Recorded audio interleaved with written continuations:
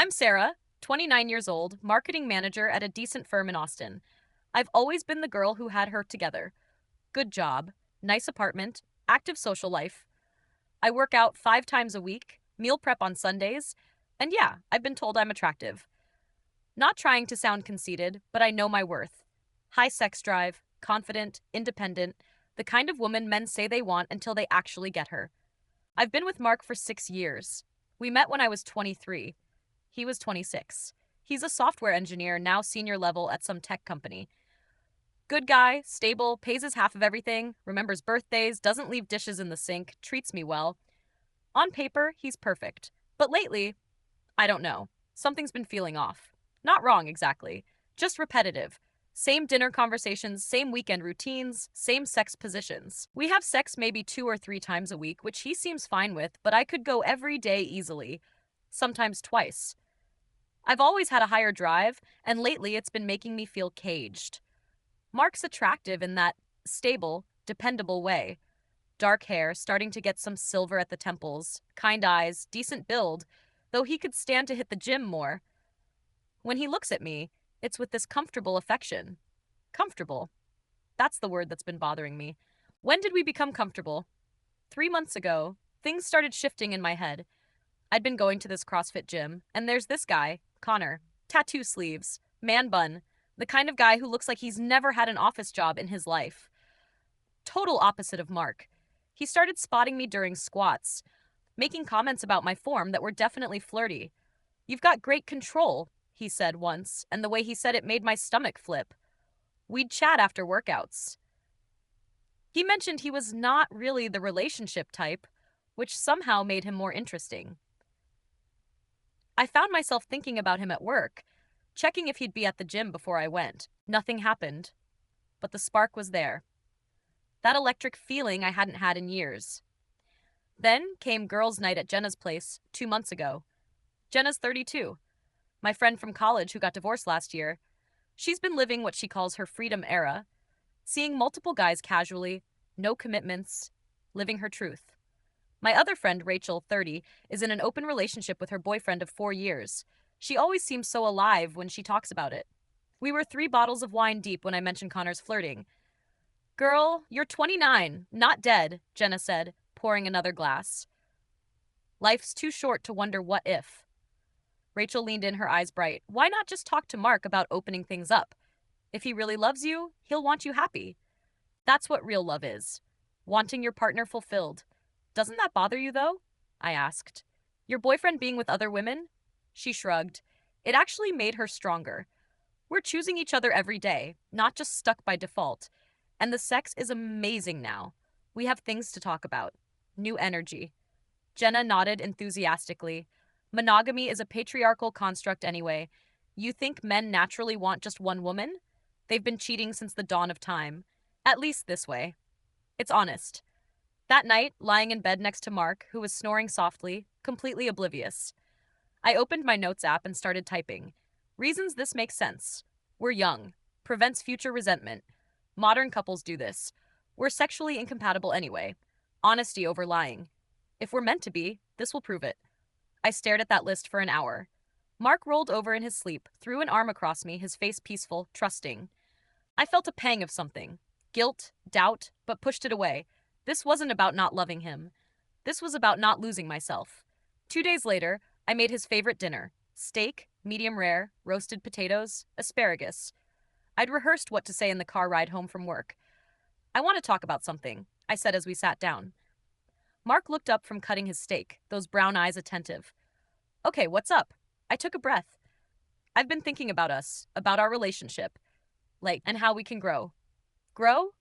His fork paused midair. "I love you. You know that, right?" I reached across the table, took his hand. He let me. But his expression was guarded. "Now, I just think we've been together since we were so young, and I'm wondering if we're limiting ourselves by being so traditional." "Traditional how?" "Monogamous." I said it quickly, like ripping off a bandage. "I think we should consider opening our relationship, exploring connections with other people. It doesn't mean we love each other less. It means we're secure enough to give each other freedom." Mark just stared at me, his jaw tightened slightly. That thing he does when he's processing. He set down his fork carefully. Precisely. So you want to see other people? His voice was even controlled. I want us both to have the freedom to explore. People who truly love each other want each other fulfilled, right? And I'm not fulfilling you. Now, there was an edge. It's not about that. Then what is it about Sarah? I felt heat rise in my cheeks. It's about growth, about not wondering what if in 10 years, about being authentic. Authentic. He repeated the word like he was testing its weight. And I can see other people too. That's what you want. Of course it would be equal. We'd both be free. I said yes, but honestly, I didn't think he would. Mark's a homebody. He'd rather play video games on a Friday night than go to bars. The idea of him on dating apps trying to flirt seemed almost laughable. This was basically permission for me. I need to think about it, he said quietly. He slept in the guest room that night and the next. I oscillated between panic, what if he leaves, and irritation. Why is he being so dramatic? On the third day, he came into the living room where I was working on my laptop. His face was unreadable. Okay, he said. I agree. Relief flooded through me. Really? But we do this right. Complete honesty. No veto power over who we see. No rules about how often or how serious. If we're doing this, we're both completely free. Agreed. Agreed. I jumped up, kissed him.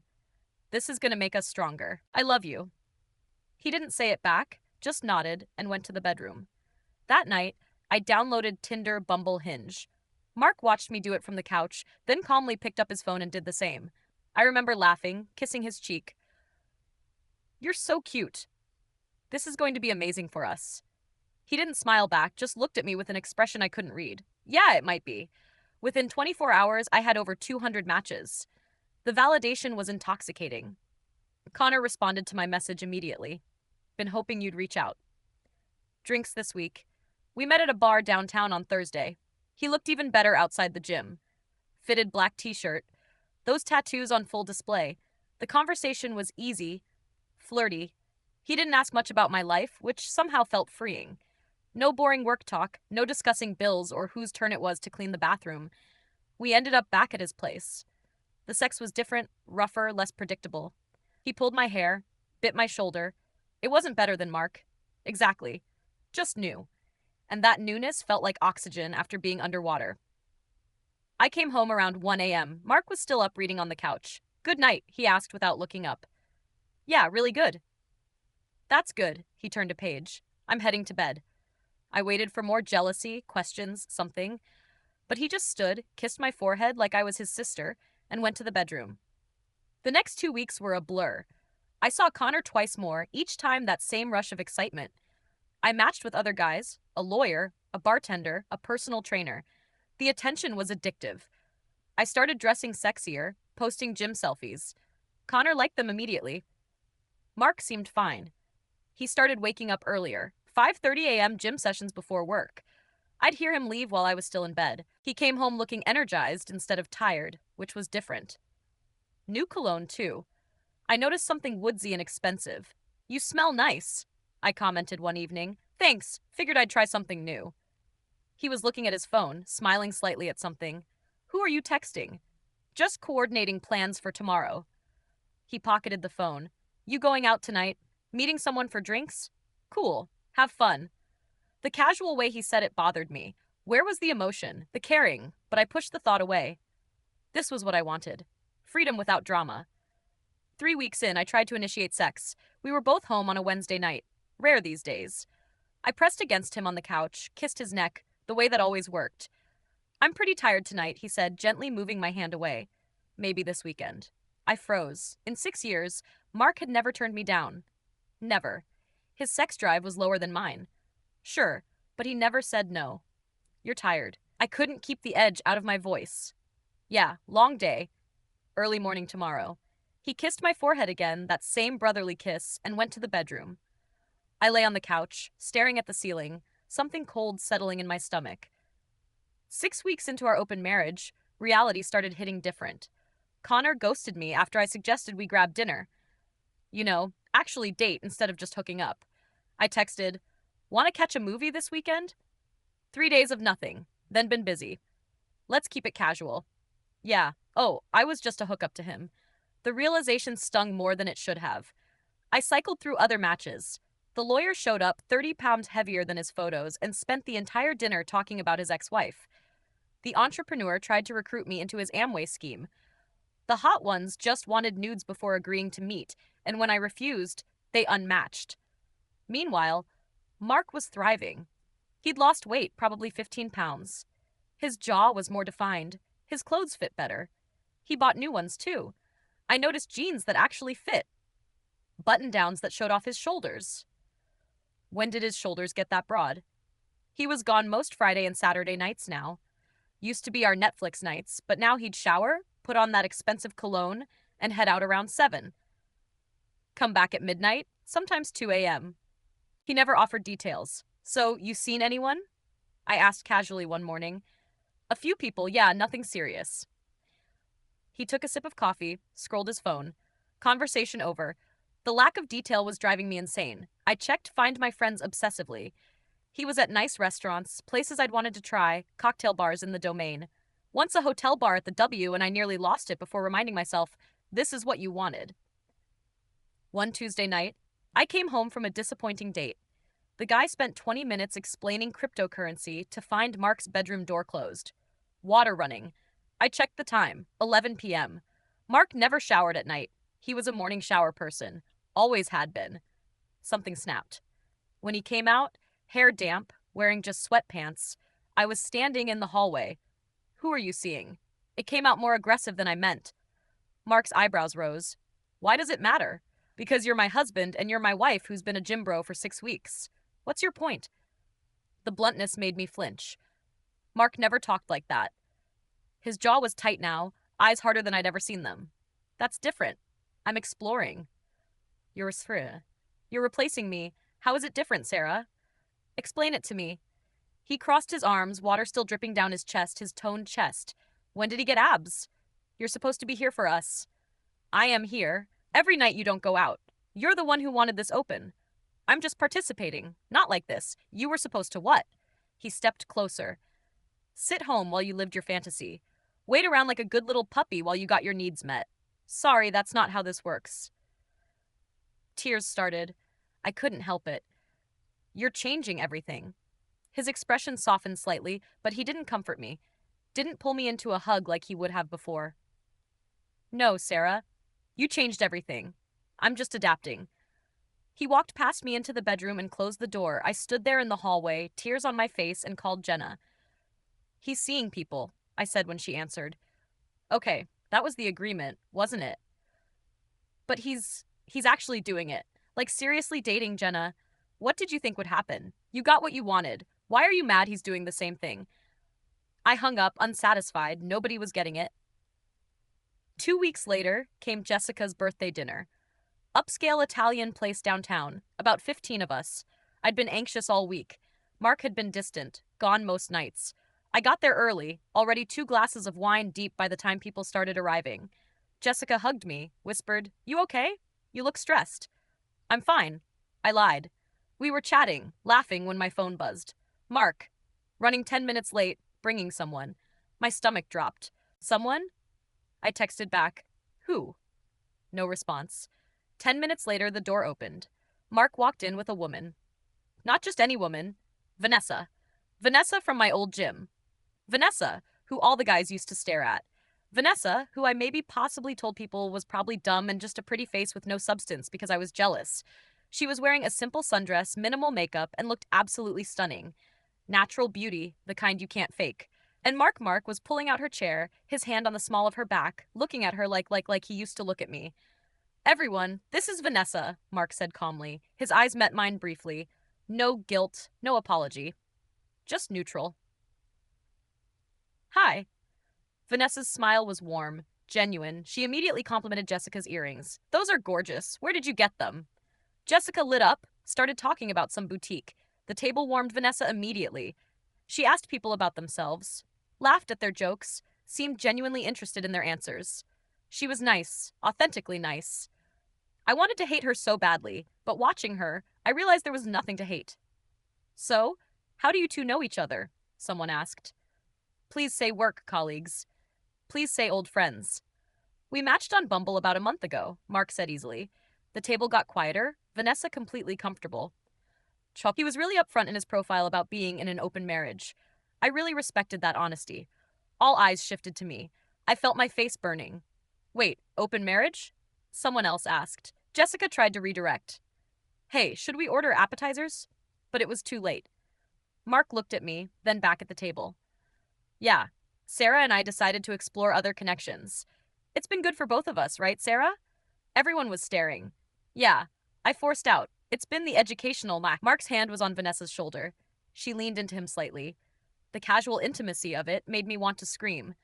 That's so modern, someone said awkwardly. The conversation moved on, but I couldn't focus. I was watching them. The way she touched his forearm when she talked, the way he leaned in to hear her better. When did he start doing that? Someone mentioned his promotion. My head snapped up. Promotion. Mark looked uncomfortable for the first time. Yeah, about 3 weeks ago. Senior engineer to lead architect. You didn't tell me. You didn't ask. His tone wasn't mean, just factual. Vanessa asked him questions about his work, intelligent questions. She understood tech. They had a whole conversation about system architecture that went over my head, and I watched him get animated, passionate. When did I stop asking about his work? I couldn't take it anymore. I went to the bathroom, and Vanessa followed a minute later. Hey, she said at the sinks. I looked at her reflection. Even fluorescent lighting couldn't make her less pretty. So you're cool with dating a married guy? I couldn't keep the edge out. She dried her hands slowly. He's in an open marriage. He's been nothing but honest with me, and he seems really happy, which is what matters. You know, this is just temporary, right? We're married. We have history. Her expression shifted. Not angry, just pitying. That's between you two. I'm just enjoying getting to know him. He's a really good guy. Yeah, well, he was my good guy first. Was he, though? She turned to face me fully.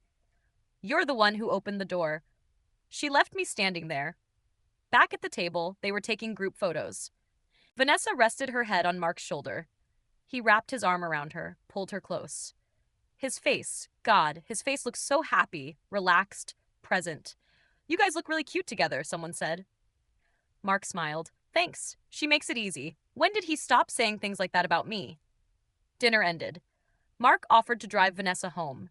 You're not coming home? I asked. I'll be back later. He didn't ask when I'd be home. Didn't care. I watched them leave together. She was laughing at something, he said, her hand naturally finding his. He opened the car door for her. The gut punch. He's fallen for her. That night, he came home at 2 a.m. I was waiting on the couch. We need to talk about boundaries, I said. He sighed but sat down. We agreed no boundaries. What's the problem? The problem is you're dating that girl seriously. And you weren't, Connor. Seriously, that was different. How? Because you decided it was. His voice was still calm, which somehow made it worse. Because Connor was just physical. You're getting emotionally involved, so emotional connections are off limits, but physical ones are fine. That's not what you said 6 weeks ago. I started crying. Real tears, not manipulation. I think we should go back to monogamy. No. Just no. That's simple. What do you mean no? I'm your wife. And you were my wife when you asked for this. You don't get to change the rules because you're losing. I'm not losing, aren't you? He looked at me. Really? Looked at me. Connor ghosted you. Your dates are disasters. Meanwhile, I'm actually connecting with someone. So, yeah, Sarah, you're losing. And that's why you want to stop. The truth of it hit like cold water. Please, I whispered. I made a mistake. His expression softened slightly. Maybe you did, but I didn't. This is the most honest our relationship has ever been. You wanted authenticity. This is it. He went to bed. I sat there until sunrise. The next few weeks were torture. I tried every card I had, the seduction card. I initiated sex. He went through with it, but it was mechanical. After he checked his phone, Vanessa's name lit up the screen. He smiled. Can you not do that right now? I snapped. Do what? Text her while I'm right here. You text Connor in front of me all the time. Connor and I aren't exactly. Vanessa and I are the money card. If you want a divorce, fine. I'll take half. He didn't even blink. Okay, we can split assets. I make more now anyway, and we don't have kids. Clean break, if that's what you want. His willingness to walk away destroyed something in me. I stalked Vanessa's Instagram like a crazy person. Her feed was full of her at children's hospitals, mission trips to Guatemala, photos with her huge family. One caption, so grateful for the amazing people in my life. Mark was in the photo, his arm around her shoulders. His comment, right back at you. He used an emoji. Mark never used emojis. 3 months after this all started, I was alone on a Friday night. All my dating apps were deleted. Connor had texted last week. You up? I didn't respond. I was scrolling Instagram when Mark's story popped up. He was in Bali, beach at sunset, Vanessa in his arms, both of them glowing, her smile radiant, his face peaceful. Caption, found what I was looking for. The comments killed me. You deserve this, bro. She's amazing, man. So happy for you. Even his mom commented, she's a keeper. I stared at our wedding photo on the mantle. Young, hopeful versions of us. I looked so confident. He looked so in love. I picked up my phone, started typing, can we talk? Deleted it. Opened my notes app. That entry from 3 months ago. Reasons this makes sense. I added one more line. It didn't. I thought opening our marriage would set me free. Turns out I was just unlocking the door for him to leave. And the worst part? I can't even be mad. He gave me exactly what I asked for. I wanted freedom to explore. He explored. I wanted passion. He found it. Just not with me. Vanessa isn't the villain. Connor isn't the villain. Mark isn't the villain. I am. I wanted the validation of being desired by other men, but I took for granted the one man who actually loved me. I thought his stability was boring. His consistency was weakness. His kindness was something I could exploit. I was wrong about all of it. Now I'm 29, single in every way that matters. Watching my husband fall in love with a woman who's better than me in every way I pretended not to care about. She's kind where I was critical, present where I was distracted, grateful where I was entitled. I didn't want an open marriage. I wanted permission to cheat while he waited. He called my bluff, and now I'm the one left behind. And now I get to live with that. If this confession kept you hooked, make sure to subscribe, like, and share. We share powerful true stories every day that explore the complex realities of life.